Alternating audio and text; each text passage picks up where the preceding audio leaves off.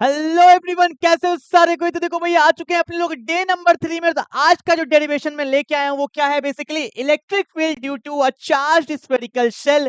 तो देखो भैया, अगर करना है तो पहले डे 1 करना, पहले गॉस लॉ, उसके बाद इनफाइनाइटली चार्ज्ड वायर, और उसी से कंसेप्ट से क्या आया है, यूनिफॉर्मली चार्ज्ड स्फेरिकल शेल। तो देखो भैया, इसमें क्या होने वाला है, एक एक कंसेप्ट को आगे बढ़ाते हुए चलेंगे। तो आज हम क्या करने वाले हैं, मेरे पास एक स्फेरिकल शेल है, एक हॉलो स्फेरिकल शेल है, जिसका रेडियस क्या दिया हुआ है, आर। और मुझे इसमें 3 कंसेप्ट बताना है। पहला क्या, एक पॉइंट मैंने मान लिया आउटसाइड द स्फेरिकल सरफेस, यहां पे इलेक्ट्रिक फील्ड कितना होगा। फिर मुझे बताना है सरफेस पे कितना होगा, और फिर मुझे बताना है स्फेरिकल शेल के अंदर कितना होगा। तो स्फेरिकल शेल में 3 कंसेप्ट बनता है, ठीक है। तो एक एक करके देखते हैं। और आपको पता है ये भी क्या है, गॉस लॉ का ही एप्लीकेशन है, ठीक है ना। तो आपको पता होगा कि जहां पे इलेक्ट्रिक फील्ड निकालते हैं तो वहां पे हम लोग क्या एज्यूम करते हैं, गॉसियन सरफेस एज्यूम करते हैं। तो मैंने यहाँ पे एक स्फेरिकल गॉसियन सरफेस एज्यूम कर लिया, ठीक है। इनफाइनाइटली चार्ज्ड वायर में क्या लिया था, सिलेंड्रिकल गॉसियन सरफेस। यहाँ पे क्या लेते हैं, एक स्फेरिकल गॉसियन सरफेस ले लिया, ठीक है ना।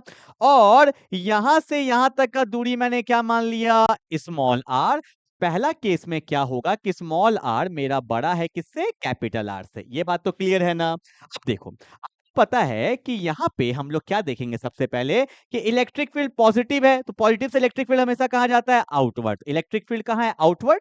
और इस पूरे सरफेस में हमने क्या किया, एक छोटा सा सरफेस एज्यूम कर लिया, और इसका हमने नाम क्या दिया, डीएस। क्योंकि पूरे सरफेस का तो निकाल नहीं सकते, छोटा सा सरफेस का निकालेंगे और वहां पे क्या कर देते हैं, इंटीग्रेट कर देते हैं। तो यहाँ पे इलेक्ट्रिक फील्ड कहाँ है, आउटवर्ड, और इसका एरिया वेक्टर भी कहाँ होगा, बाहर की तरफ। तो इलेक्ट्रिक फील्ड भी इधर, एरिया वेक्टर भी इधर, दोनों के बीच का बॉन्ड एंगल कितना डिग्री, 0 डिग्री। इतना बात तो क्लियर होगा, क्योंकि आपको पता है गॉस लॉ में 2 ही चीज चाहिए, electric field and area. Electric field भी आउटवर्ड, क्योंकि पॉजिटिव चार्ज से आउटवर्ड होता है, और एरिया वेक्टर भी कहां होगा, आउटवर्ड, ठीक है। According to Gauss law, E vector dot dS vector किसके बराबर आता है, बोलो, Q enclosed by E naught. हर जगह पे तो गॉस लॉ लगने वाला है ना, क्या होता है, Q enclosed by E not, ठीक है। अब ध्यान से देखो यहाँ पे क्या होगा, जब जब जब जब डॉट प्रोडक्ट हटता है तो क्या आता है, कॉस थीटा, और कॉस का वैल्यू कितना है, 0 डिग्री, और यहाँ पे क्या है, Q enclosed by E not, ठीक है ना। अब cos जीरो का वैल्यू तो क्या होता है, 1 होता है। तो यहां से क्या निकल गया, E dot D S Q enclosed by E not. देखो मैं एक एक स्टेप बार बार इसलिए लिखता हूं कि आपको समझ में आए, ठीक है। अब ध्यान देना, पॉजिटिव चार्ज यूनिफॉर्मली डिस्ट्रीब्यूट है, तो इलेक्ट्रिक फील्ड हर जगह पे क्या होगा, सेम, मतलब कांस्टेंट है, और कांस्टेंट का इंटीग्रेशन नहीं होता है, integration of DS. Q enclosed, देखो सरफेस यहां है, चार्ज इसके अंदर है, कितना चार्ज है, तो मैंने टोटल चार्ज को क्या मान लिया, Q. Q charge uniformly distribute है, तो क्यू इनक्लोज्ड को आप क्या मान सकते हैं, Q divided by E not. यहां तक कोई दिक्कत। और इंटीग्रेशन ऑफ डीएस 50 बार बोल चुका हूं, integration of DS, integration of DS क्या होता है, एस। एस क्या होता है, सरफेस एरिया। एस क्या होता है, सरफेस एरिया। अब रट मत लेना, वहां पे सिलेंडर था, यहाँ पे स्फेयर है, और स्फेयर का जो होता है वो होता है 4 पाई आर स्क्वायर। क्या होता है, 4 पाई आर स्क्वायर। तो इंटीग्रेशन ऑफ डीएस क्या होता है, एस, और एस का वैल्यू क्या होगा, 4 पाई आर स्क्वायर, और यहाँ पे क्या होगा, क्यू बाई ई नॉट, हो गया। तो इलेक्ट्रिक फील्ड का वैल्यू क्या आया, Q by 4 pi R square into E naught. कोई दिक्कत है क्या। और 1/4 पाई ई नॉट को क्या बोलते हैं, के बोलते हैं, पढ़ाया था ना डे 2 में। तो इलेक्ट्रिक फील्ड क्या हो जाएगा, बोलो, K Q by R square, and that's my final answer. तो स्क्वायर के आउटर में इलेक्ट्रिक फील्ड कितना मिलेगा, के क्यू बाय आर स्क्वायर। कौन सा वाला आर, ये वाला आर जो आपने लिया है, स्मॉल आर, ठीक है।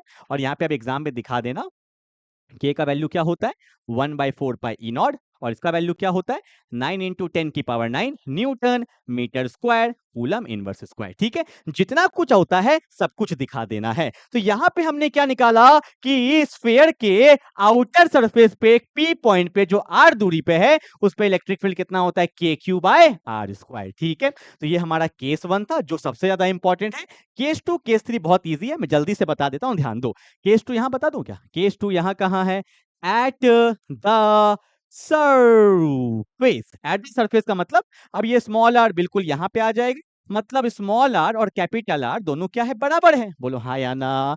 स्मॉल आर कैपिटल आर दोनों क्या है, बराबर है। क्योंकि अब जो हम बात करने वाले हैं वो कहां बात करने वाले हैं, इस पूरे सरफेस पे ही बात करने वाले हैं। बोलो हाँ या ना? तो कुछ मत करना, जो ये फॉर्मूला आया है ना वही रहेगा। इलेक्ट्रिक फील्ड क्या होगा? के क्यू। अब स्मॉल आर के जगह पे आप कैपिटल आर लिख सकते हो, क्योंकि स्मॉल आर कैपिटल आर दोनों बराबर है, तो क्या हो गया? के क्यू बाय आर स्क्वायर। ठीक है, केस 1 ही इंपॉर्टेंट है, केस 2 में कुछ भी नहीं था। और केस 3 ये तो और कहानी खत्म है। देखो केस 3 यही लिख दूं क्या? ठीक है, इनसाइड इनसाइड द सरफेस। ठीक है, स्पेस नहीं है, इनसाइड द सरफेस। ठीक है, आपको एग्जाम में 1 2 3 करके दिखाना है। इनसाइड द सरफेस मतलब ये जो आर का वैल्यू है ये और अंदर आ चुका है। ठीक है, मान लो ऐसा मान सकते हो, ये इनसाइड द सरफेस का बात कर रहे हैं। अब ये मेरा क्या हो गया है? स्मॉल आर हो गया। बोलो हाँ या ना? मतलब स्मॉल आर छोटा है, अब कैपिटल आर बड़ा है। ठीक है, ध्यान से देखो, गॉस लॉ क्या कहता है कि ई vector dot dS vector Q enclosed by E not, यही कहता है ना। अब अगर आपके दिमाग में दिख रहा है, डायग्राम में दिख रहा है, तो डायरेक्टली बोल दोगे हमारा सरफेस ये है। बोलो हाँ या ना? इसके अंदर देखना है चार्ज, पर चार्ज तो कहाँ है? बाहर है। चार्ज कहाँ है? बाहर है। मतलब क्यू इनक्लोज्ड का वैल्यू क्या हो गया? 0। नहीं समझे? हमने तो ये सरफेस लिया है ना, पर सरफेस के बाहर चार्ज है। गॉस लॉ किसका बात करता है? सरफेस के अंदर चार्ज। तो यहाँ तो चार्ज ही नहीं है, तो क्यू इनक्लोज्ड क्या हो गया? 0। तो यहाँ से इलेक्ट्रिक फील्ड भी क्या हो जाएगा? 0 हो जाएगा। मतलब समझ में ये आया कि स्फेरिकल सेल के अंदर इलेक्ट्रिक फील्ड कितना होगा? 0। तो चार्ज तो बाहर है ना, तो बाहर ना होगा इलेक्ट्रिक फील्ड, अंदर कहेगा। ठीक है, तो केस नंबर 1 क्लियर है, केस नंबर 2 क्लियर है, और केस नंबर 3 भी क्लियर है। तो एग्जाम में आपको ऐसे दिखाना होता है। जल्दी उतारो, मैं ग्राफ बताऊंगा फटाफट से। ग्राफ भी देख लेते। हो गया? ग्राफ देख ले, बस समझना क्या हुआ। अंदर इलेक्ट्रिक फील्ड 0, सरफेस पे आए तो इलेक्ट्रिक फील्ड मिला। और एक बात याद रखिएगा, स्फीयर के सरफेस पे इलेक्ट्रिक फील्ड सबसे ज्यादा होता है। सरफेस से फिर दूर जाओगे, डिस्टेंस बढ़ेगा, इलेक्ट्रिक फील्ड ऑटोमेटिकली क्या हो जाएगा? कम। ठीक है, स्फीयर के अंदर 0, सरफेस पे सबसे ज्यादा, और दूर जाओगे तो इलेक्ट्रिक फील्ड धीरे धीरे क्या होगा? कम। ठीक है, तो इसका ग्राफ ऐसे बनता है। देखो, अगर मैं यहाँ पे लेता हूँ ग्राफ, यहाँ पे ले लिया आर, यहाँ पे ले लिया मैंने इलेक्ट्रिक फील्ड। ठीक है, और यहाँ पे ले लिया small R equal to capital R. ठीक है, और यहाँ पे क्या है? स्मॉल आर छोटा है, और यहाँ पे स्मॉल आर बड़ा है। ठीक है, देखो, जब स्मॉल आर छोटा था तो इलेक्ट्रिक फील्ड क्या था? 0। मतलब यहाँ पे इलेक्ट्रिक फील्ड 0 है। जैसे सरफेस पे पहुंचे, यहाँ पे इलेक्ट्रिक फील्ड सबसे ज्यादा मिलता है। सबसे ज्यादा वो कितना मिलता है? के क्यू बाय आर स्क्वायर। ठीक है, और फिर सरफेस से दूर जाएंगे। कहां से? सरफेस से दूर, तो इलेक्ट्रिक फील्ड धीरे धीरे कम होते जाता है, क्योंकि यहाँ पे आप देख चुके थे कि इलेक्ट्रिक फील्ड क्या होता है? इनवर्सली प्रोपोर्शनल होता है। तो ये ग्राफ बिल्कुल आपके दिमाग में होना चाहिए, इंपॉर्टेंट है ग्राफ। ठीक है, यहाँ भी आप देख सकते हो। देखो क्या कि अंदर 0 था, सरफेस पे सबसे ज्यादा आएगा, और जैसे जैसे जाओगे तो इनवर्सली प्रोपोर्शनल होता है। वैसे यहाँ पे आप चाहो तो स्क्वायर दिखा सकते हो। ठीक है, तो ये ग्राफ बनता है। क्लियर है क्या? तो आज मैंने आपको स्फेरिकल शेल वाला करा दिया। इसी तरह से हर दिन डेरिवेशन को करते जाइए, और साथ साथ न्यूमेरिकल्स भी लगाते जाइए। ठीक है, तो मिलते हैं फिर डे 4 में। तब तक के लिए बाय बाय।